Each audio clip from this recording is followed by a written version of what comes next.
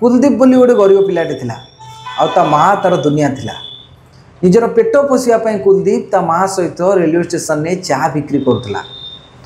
आ कुलदीप को चाह बिकुवार देखि किछि लोक हसिकी तार मजाक उड़ाउथिले, किंतु कुलदीप को कौनसी भी फरक पड़ू नथिला। कुलदीप मन मन भावुला कि जदि एम छोट छोट कथार मु भांगी पड़ी ताले मु केबे भी आगू बढ़ी पारिबि नहीं। दिने जड़े शिक्षक चा पिउथवार देखि कुलदीप तांको पचारला कि सार मोर पढ़िबारे बहुत इच्छा अच्छी किंतु पाखरे पैसा नहीं। सार ताको उत्तर में कहिथिले कि इच्छा थिले उपाय आपे आपे आसे। जदि तुम स्वप्न देखि पारुच ताले स्वप्न को तुम पूरण भी करि परिबो।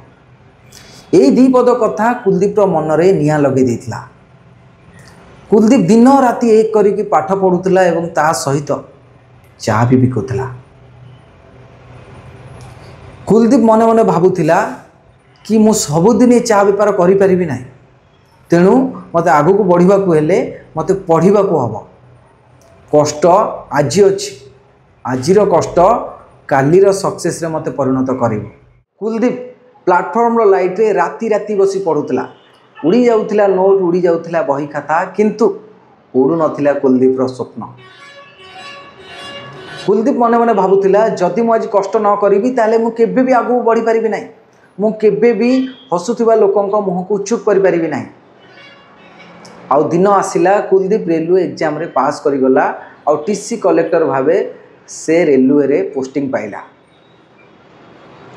मु ये कथा केवल कुलदीप कथा कहूनी, एक कथा प्रत्येक गरीब पिला कथा कहूँ जो माने कि पैसा पाई निजर स्वप्न को बर्बाद कर दौरान, पैसा पाई निजर पाठ पढ़ा अधारू छाड़ी दौरान। मुझे भाई मान कहूँ कि किसी भी जाऊ निजर स्वप्न को केबे भी मार ना।